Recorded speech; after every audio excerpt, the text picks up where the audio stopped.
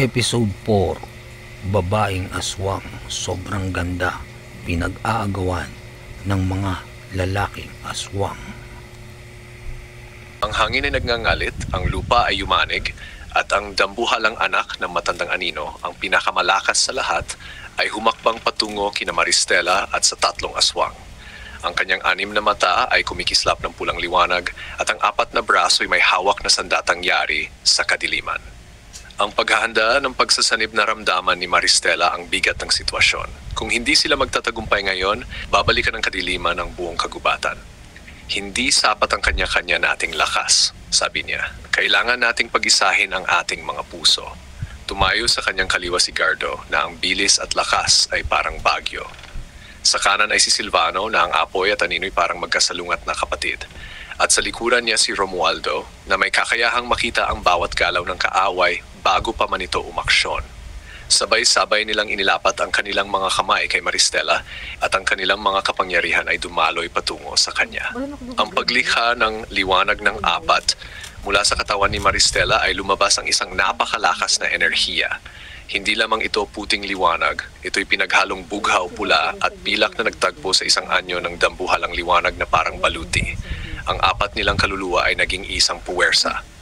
Ngayon, sigaw ni Maristela, ipapakita natin kung ano ang tunay na lakas ng pagkakaisa. Ang labanan, sumugod ang dambuhalang anak ng anino, sabay hampas ng kanyang mga sandata. Ngunit bawat galaw niya ay nahuhulaan ni Romualdo, kaya't mabilis siyang naililihis ni Gardo.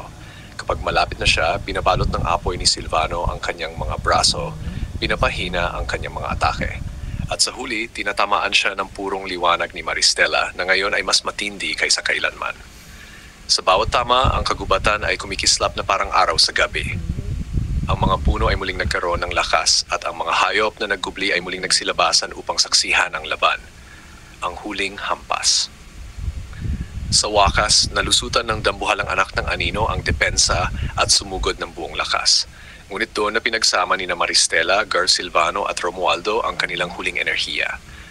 Naging isang dambuhalang sibat ng liwanag at apoy ang kanilang kapangyarihan at sabay-sabay nila itong itinuhog sa puso ng halimaw. Isang nakabibinging pagsabog ang yumanig sa buong kagubatan. Ang halimaw ay napasigaw, unti-unting nagbasag ang kanyang katawan at sa huli naglaho sa anyo ng abo na tinangay ng hangin.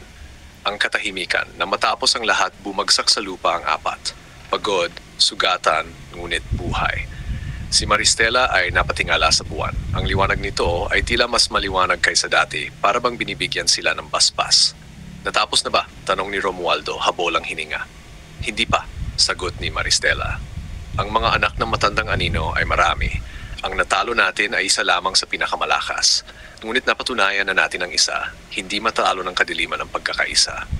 Ngumiti si Gardo kahit sugatan. Kung ganoon, saan man sila lumitaw kasama mo kami. At sa gabing iyon nagsimula ang bagong yugto ng kanilang pakikibaka, hindi na bilang magkalaban, kundi bilang magkakampi, tagapagtanggol ng liwanag laban sa anino. Pagkatapos ng matinding labanan, muling bumalik ang katahimikan sa kagubatan. Ngunit sa puso ni Maristela, alam niyang hindi pa tapos ang lahat. Ang abo ng halimaw na kanilang nilabanan ay tinangay ng hangin at tila may mga bulong na dala ito, mga tinig na nagmumula sa diwa ng kadiliman. Ang paanyaya ng hangin. Isang gabi habang nakahimlay sa tabi ng ilog, narinig ni Maristela ang tinig ng hangin. Hindi ito nagtatapos. Hanapin ninyo ang pinagmulan, doon ninyo matutuldukan ang lahat. Nagising siya at agad tinawag sina Gardo, Silvano at Romualdo. May mas malalim pa tayong dapat tuklasin, wika niya. Ang matandang anino, hindi siya nagsimula rito. May pinagmulan siya at iyon ang kailangang lipulin. Ang paglalakbay. Sa unang pagkakataon, iniwan nila ang kagubatan. Tinahak nila ang daan patungong mga bayan at kabundukan, dala ang kanilang kakaibang kapangyarihan. Ngunit habang lumalayo sila, napansin nilang may kakaibang nangyayari. Ang mga ilog ay natutuyo ng biglaan. Ang mga hayop ay naglalaho na parang tinatawag ng isang puwersa. At sa bawat nayon na kanilang madaanan, may mga kwento tungkol sa itim na usok na bumabalot sa mga tao sa gabi. Hindi ito basta mga kwento lamang, sabi ni Romualdo. Ito'y mga bakas ng kanyang pinagmulan. Ang lihim ng matandang anino. Sa isang maliit na baryo sa paanan ng bundok, nakilala nila ang isang matandang babaylan na nagngangalang Luningning. Matagal ko nang alam na darating kayo, aniya. Ang matandang anino ay hindi nilalang na basta nalikha, Siya'y bunga ng isang kasunduan. Nagulat si Maristela. Kasunduan? Oo, sagot ni Luningning. Noon pa man, may mga aswang na labis ang paghangad ng kapangyarihan. Nakipag-ugnayan sila sa isang nilalang mula sa kailaliman ng dilim, kapalit ng kanilang kaluluwa. Ang matandang anino ang naging tagapagdala ng sumpa, at ngayon ang kanyang mga anak ay kumakalat upang hanapin ang kanyang tagapagmana. Tahimik ang tatlong aswang, ngunit nagsalita si Gardo. Kung ganoon, baka isa sa amin ang tinutukoy mong tagapagmana. Ngunit tumingin si Luningning kay Maristela at ang kanyang mga mata ay kumislap. Hindi.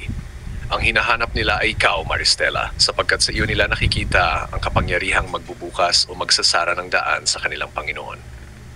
Ang babala, bago sila umalis, binigyan sila ni Luningning ng isang mahiwagang bato na may liwanag sa loob. Ito ang magiging gabay ninyo. Ngunit tandaan, ang daan patungo sa pinagmulan ay hindi basta landas. Kailangan ninyo ng tibay ng loob sapagkat hindi lamang mga halimaw ang haharapin ninyo, kundi pati ang anino ng inyong nakaraan. Ang panibagong paglalakbay, lumakad ang apat mula sa baryo, dala ang bigat ng bagong kaalaman. Hindi na lamang sila basta lumalaban sa mga anak ng anino. Ngayon, sila ay naghahanap ng kasagutan at ng katotohanan kung bakit si Maristela mismo ang nasa sentro ng lahat. At sa di kalayuan, sa tuktok ng isang bundok na nababalutan ng makapal na ulap, may aninong nagmamasid. Dumating na ang oras, bulong nito. Magsisimula na ang tunay na pagsubok ng dalaga. Abangan ang episode 4 dito lang sa KLTV Kwentong Kababalaghan. Paalala, itong mga kwento na ito ay katang-isip lamang.